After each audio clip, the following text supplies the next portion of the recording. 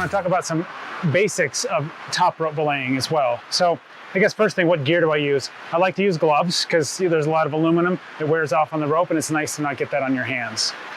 Locking carabiner, and I'm going to use an ATC in this case.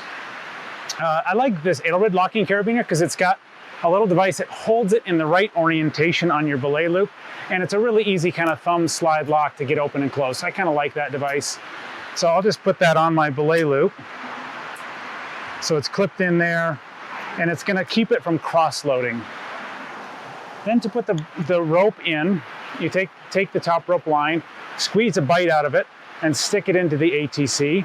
Make sure you keep the orientation so your brake hand is going through these thick tongs, or holding the rope through these thick areas, and the top rope is coming out the top of the device.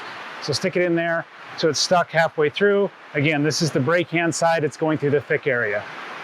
Then slip that into my locking carabiner so the rope loops around the carabiner and then goes through the device. So if the climber falls, this belay device cinches tight, it causes friction, which stops the climber from falling.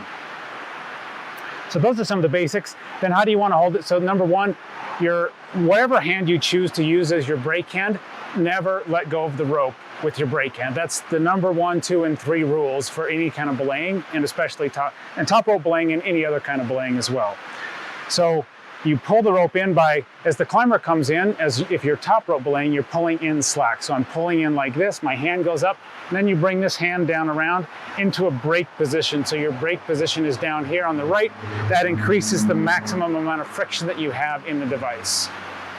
So now my hand is kind of stuck down here. I need to be able to pull this rope through, so I'll slide my hand up here just a little bit, use my free hand to slide the rope down, keeping a positive grip on that brake hand the entire time, and then repeat the same process. So brake hand comes down, comes in below the device, and then the rope slides through.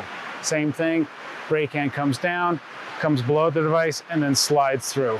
And basically you repeat that process, pulling in slack as the climber climbs up the climb. When they get to the top and it's their time to lower, kind of stand back and brace yourself a little bit. They'll sit on the rope and that'll pull it. Bring your brake hand down to your right so you have really good control, and then just lean against the rope and then slowly lower the pressure in your brake hand as the rope slides through. So we don't have enough weight on the rope because there's not a climber on here to be able to have it slide through, but normally they would have weight and it would slide through my device. Sometimes these ATCs can get cinched up really tight.